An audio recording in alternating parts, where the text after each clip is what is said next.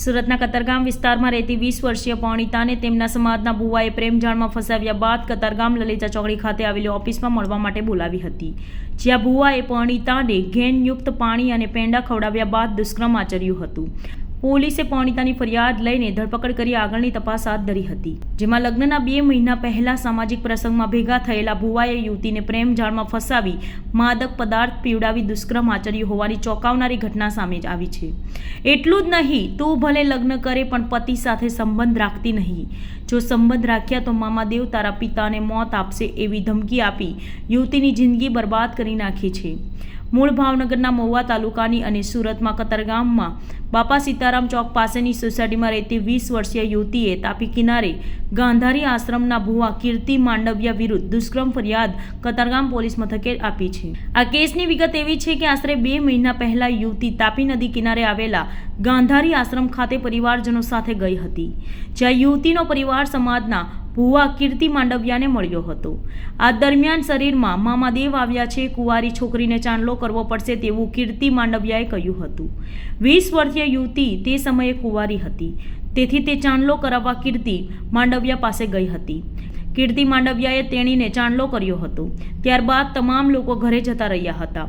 થોડા દિવસ બાદ કીર્તિ માંડવિયાએ યુવતીને ઇન્સ્ટાગ્રામ પર મેસેજ કર્યો હતો, ત્યારબાદ મોબાઈલ નંબરની આપ-લે થઈ હતી। મોબાઈલ પર બંને વાતચીત કરતા હતા। દરમિયાન કીર્તિ માંડવિયાએ વાતચીતમાં ફસાવી 1.5 મહિના પહેલા કતારગામ લલિતા ચોકડી પાસે આવેલા ગુજરાત મંચની ઓફિસે યુવતીને બોલાવી હતી। બપોરના સમયે યુવતી ગુજરાત મંચની ઓફિસે ગઈ હતી અને યુવતી પહોંચતા જ કીર્તિ માંડવિયાએ ઓફિસનો દરવાજો અંદરથી બંધ કરી દીધો હતો અને પેંડાનો પ્રસાદ ખવડાવ્યો હતો। બાદમાં સંબંધ આગળ વધારવા કહી યુવતીને કિસ કરી દીધી હતી। યુવતીના કપડાં ઉતાર્યા હતા અને યુવતીને કશું ભાન રહ્યું ન હતું। થોડા સમય બાદ હોશમાં આવી હતી, ત્યારબાદ કીર્તિ માંડવિયાએ સગાઈ તોડી નાખ, બંને સાથે ભાગી જઈએ એવું કહ્યું હતું। યુવતીએ ના પાડી ઘરે જતી રહી હતી। થોડા સમય બાદ કીર્તિ માંડવિયાએ ફોન કરીને ફરી પ્રેમભરી વાતો કરી હતી। દરમિયાન ગઈ તારીખ 3 ફેબ્રુઆરીના રોજ કીર્તિ માંડવિયાએ ફરી તેની ઓફિસે બોલાવી હતી। બપોરે 2 વાગે યુવતી ત્યાં પહોંચી ત્યારે ફરી ઓફિસનો દરવાજો બંધ કરી પાણી પીવડાવ્યું હતું, જે પીતા જ યુવતી બેભાન થઈ ગઈ હતી। હોશ આવતા પોતે કીર્તિના સોફા પર સૂતેલી હતી અને ગુપ્ત ભાગે અસહ્ય પીડા થતી હતી, તેથી કીર્તિએ કોઈ માદક પદાર્થ પીવડાવીને દુષ્કર્મ કર્યું હોવાનું લાગતું હતું। કીર્તિ માંડવિયાએ બાદમાં કહ્યું હતું કે તું ભલે લગ્ન કરે પરંતુ તારા પતિ સાથે કોઈ સંબંધ રાખતી નહીં, તો તારા પિતાનું મામાદેવ અકાળે મોત લાવશે। આ ઘટના બાદ યુવતીના તારીખ 29 ફેબ્રુઆરીના રોજ લગ્ન થયા હતા। કીર્તિ માંડવિયાએ આપેલી ધમકીના લીધે પિતાના મોતના ડર હોય અને યુવતીએ પતિ સાથે કોઈ શારીરિક સંબંધ રાખ્યા ન હતા, તેથી પતિ યુવતીને પરત પિયર મૂકી ગયો હતો।